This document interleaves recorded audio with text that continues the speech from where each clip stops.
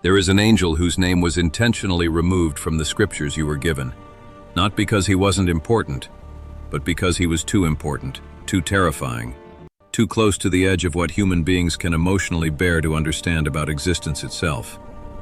His name is Azrael, and every tradition that ever whispered it did so with a trembling voice, because to speak of him is to speak of the one certainty that unites every soul that has ever drawn breath. That breath will end. The Bible never names him directly, though his shadow moves through every page, every psalm, every moment where death arrives as both mercy and judgment. The Quran, however, does not hide him. It calls him Malak al-Maut, the angel of death. And in doing so, it forces us to confront what the Western tradition spent centuries trying to suppress. That death is not random, not cruel, not empty, but orchestrated by a being of such profound purpose that his existence reshapes everything we think we know about God, free will, and the architecture of reality. This is not a story about mythology. This is about why one of the most powerful figures in all of sacred cosmology was erased from your awareness, and what it means that you're hearing his name now, perhaps for the first time, when you've been surrounded by his work your entire life. Azrael is not mentioned by name in the canonical Bible, and that absence is not an accident. Early church councils, the architects of what would become Orthodox Christianity, made deliberate choices about which texts to include, which to suppress, and which figures to allow into the public consciousness. The angel of death was too complicated, too theologically dangerous, because his existence raises questions that institutional religion has never been comfortable answering. If there is an angel whose sole purpose is to take life, does that mean God ordains every death? If Azrael follows divine command, what does that say about the child who dies of illness, the innocent killed in violence, the lives cut short in ways that seem senseless? To name him is to force believers into a confrontation with divine will that many would find unbearable. So the Bible gives you euphemisms. It gives you the destroyer in Exodus, the angel who passes over Egypt taking the firstborn. It gives you the angel in 2 Kings who kills 185,000 Assyrian soldiers in a single night. It gives you the reaper in Revelation, the pale horse whose rider is named Death. But it never gives you Azrael, because to give him a name, a face, a personality, would be to acknowledge that death is not chaos. It is a ministry, a sacred duty, carried out by a being who knows you more intimately than you know yourself. The Quran, by contrast, does not flinch. It speaks of the angel of death with clarity and reverence, describing him as the one who extracts the soul at the appointed time, neither early nor late, with precision that reflects the absolute sovereignty of Allah over life and death. In Islamic tradition, Azrael is one of the 4 archangels, standing alongside Jibril, Gabriel, Mikael, Michael, and Israfil, the one who will blow the trumpet to signal the end of the world. But Azrael's task is more intimate, more personal, because he does not merely announce or protect or provide, he ends. He is the last face countless souls will ever perceive, the threshold between the material and the eternal. And in Jewish mysticism, in the Talmud and in Kabbalistic texts, Azrael appears as well, sometimes depicted with eyes covering his entire body, thousands upon thousands of them, so that no death anywhere in creation escapes his sight. He is not blind. He is not indifferent. He sees every moment, every life, every final breath, and he carries them all with a gravity that would crush a lesser being. What does it mean that this angel was hidden from you? It means that somewhere in the formation of the religious worldview you inherited, someone decided you could not handle the truth that death is not an enemy of God. It is an instrument of God. The Western Christian tradition, particularly after the medieval period, became obsessed with Satan as the source of death, with hell as punishment, with the idea that mortality itself was the wages of sin, a curse to be feared and fought. But this was never the full story. Death existed before the fall. Death was always part of the design, woven into the fabric of a universe where nothing material lasts forever, where transformation requires ending, where resurrection demands that something must first die. Azrael is not a demon. He is not a villain. He is the angel who understands better than any other that love sometimes looks like release, that mercy sometimes wears the face of finality, that the deepest kindness God can offer a suffering soul is to say, "Enough, come home. There are stories, whispered in the margins of Islamic tradition, about how Azrael feels about his work. Some say he weeps. Some say that when he takes the soul of a believer, he does so with tenderness, easing them out of the body like a mother lifting a sleeping child from a car seat, careful not to wake them into fear. But when he takes the soul of the wicked, the extraction is violent, like ripping roots from dry ground, because the soul clings to the flesh, desperate to stay in a world it used to serve its darkest appetites. And Azrael knows them all. He knows the saint and the sinner, the child and the tyrant, and he performs his duty without hesitation, because to hesitate would be to impose his will over God's, and that is the one thing no angel can do, the one line even the most powerful beings in creation cannot cross. Free will, in the angelic order, does not mean the freedom to disobey. It means the freedom to serve with full awareness, full presence, full acceptance of the weight of the task. Azrael carries the deaths of billions, and he does not break, because his strength is not his own. It is borrowed from the only source strong enough to hold the gravity of every ending. Why does this matter to you, here, now, in a world that pretends death is optional, that aging can be reversed, that consciousness can be uploaded, that medical science will eventually conquer mortality itself? It matters because we are living in the first era of human history where entire generations are growing up without a functional relationship to death, without rituals that prepare the soul for departure, without elders who can teach us how to let go. We have hospice, but we have lost the art of dying. We have grief counseling, but we have lost the language of surrender. And in that vacuum, death has become the ultimate taboo, the unthinkable thing, the failure we cannot accept. But Azrael has not changed. He is still there, still waiting, still performing the work he was created to do. And every time we pretend he does not exist, every time we medicate away the awareness of our mortality, every time we build our lives as if we have infinite time, we are lying to ourselves in ways that make the actual moment of death infinitely more traumatic than it needs to be. The ancient mystics understood something we have forgotten, that to know Azrael is to live differently. To acknowledge his presence is not morbid, it is liberation. Because if you truly accept that your time here is finite, that the angel is already watching, that the hour is set and cannot be negotiated, then you stop wasting your life on things that do not matter. You stop holding grudges that will mean nothing when the soul is separated from the body. You stop chasing status, wealth, approval, the empty, glittering distractions that evaporate the moment the breath stops. You start asking the only questions that matter. Who did I love? Who did I serve? What did I create that will outlive me? What will I say when I stand before the angel and he asks, "What did you do with the time you were given?" Because that is the question. That has always been the question.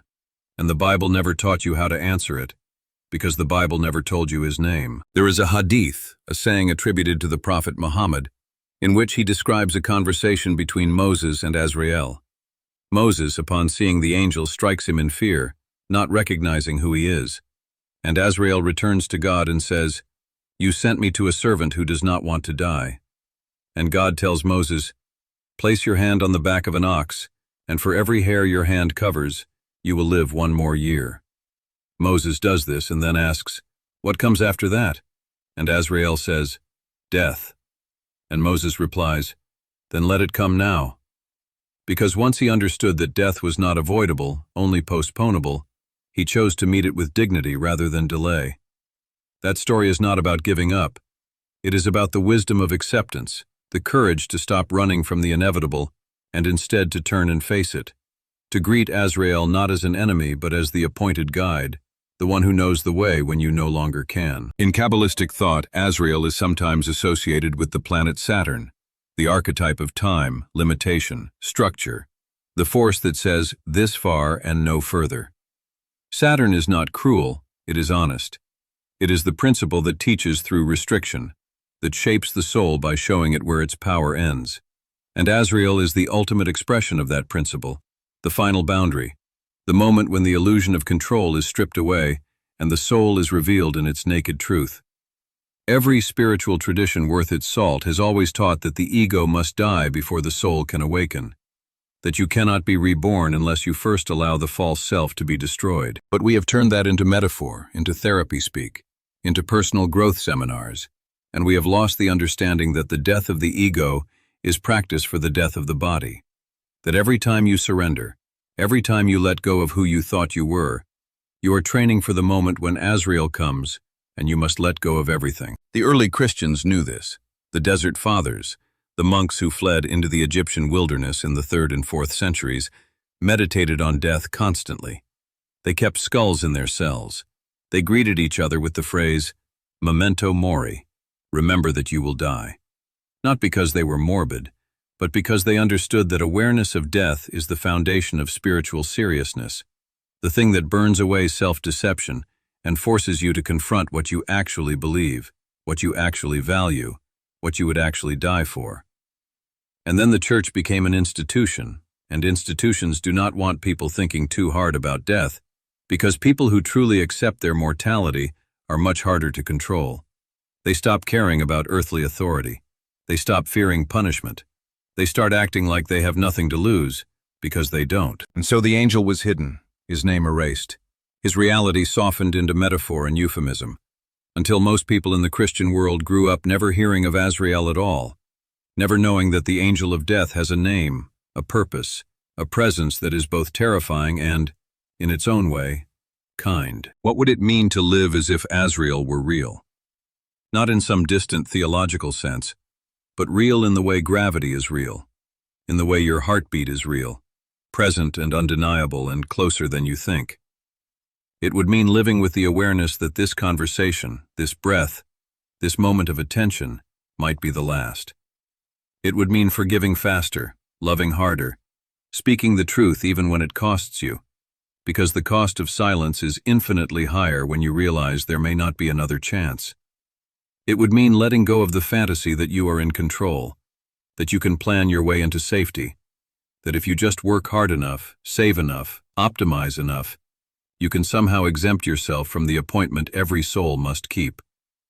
Azrael is the answer to every bucket list, every 5-year plan, every carefully constructed future that assumes you will be there to see it. He is the reminder that you are not guaranteed tomorrow, that the only moment you truly possess is this one, and that every second you spend in resentment, in fear, in the small, petty, suffocating concerns of ego, is a second you will never get back. The mystics also say that Azrael can appear in many forms. To the believer, he comes as a friend, a familiar presence, someone who feels like coming home after a long journey. To the one who lived in denial, he comes as a shock, a rupture, the sudden and undeniable proof that the world you built in your mind was never real.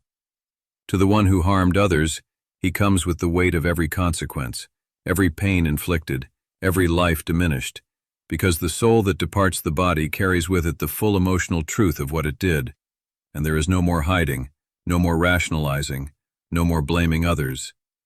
Azrael does not judge, that is not his role. But he strips away the illusions that made judgment unnecessary, and in that stripping, the soul judges itself, sees itself as it truly is, and must face what it has become. This is not punishment. This is revelation, and revelation is the most merciful and the most terrible thing a soul can experience, because it is the moment when all pretending stops. There is a reason the figure of the grim reaper, the hooded skeleton with the scythe, has endured in Western imagination even as the angel Azrael was forgotten. The image survived because the truth it represents cannot be suppressed, no matter how hard culture tries. Death is not random. Death is not meaningless. Death has an agent, a presence, a will that is not its own but serves a higher order. And whether you call him Azrael or Thanatos or the Reaper or simply the angel, the reality is the same. He is coming. For you, for everyone you love, for every person you have ever known or will know, he is already on his way. And the only question that matters is whether you will meet him in fear or in peace, in resistance or in surrender, in the desperate clinging to a life you were never meant to keep forever, or in the open-handed trust that whatever comes next is part of a design larger and deeper than your small human terror can comprehend. The Quran does not hide this. It places Azrael at the center of the cosmology, not to frighten believers, but to focus them, to remind them that this life is a test, a brief and precious opportunity to align the soul with truth before the moment comes when no more alignment is possible. And the Bible, in its silence, in its refusal to name him, reveals something else. That the tradition you inherited has been protecting you from a truth it did not trust you to handle. That somewhere along the way, the guardians of doctrine decided that you were better off not knowing, better off kept in a kind of spiritual childhood where death remains abstract, distant, something that happens to other people. But you are not a child. You are a soul in a mortal body, and the clock is ticking, and Azrael knows your name, has always known it, has been watching since the moment you were born, waiting for the instant when the thread that holds you here is finally cut. And when that moment comes, nothing you accumulated will matter. Nothing you feared will have power. The only thing that will remain is what you became, who you loved, and whether you lived as if you knew this day was always coming. This is the truth the Bible hid and the Quran revealed. That death is not the enemy. Denial is the enemy. Forgetfulness is the enemy. The pretending, the distraction, the endless noise that keeps you from hearing the silent presence of the angel who has been with you all along. Azrael is not waiting in some distant future. He is here, now, in every ending, every goodbye, every moment of letting go. He is the breath you cannot take back, the word you cannot unsay, the chance you cannot reclaim. And he is also the mercy that says, "You do not have to carry this forever. You were never meant to. I will take it from you when the time comes, and you will be free." To know him is not to despair. It is to wake up, to stop living as if you have infinite time, to stop treating your life like a rehearsal for some future performance that will never come. This is it. This is the only moment that is real, and the angel is watching, not with cruelty, but with the infinite patience of one who knows that every soul, no matter how lost, will eventually find its way home.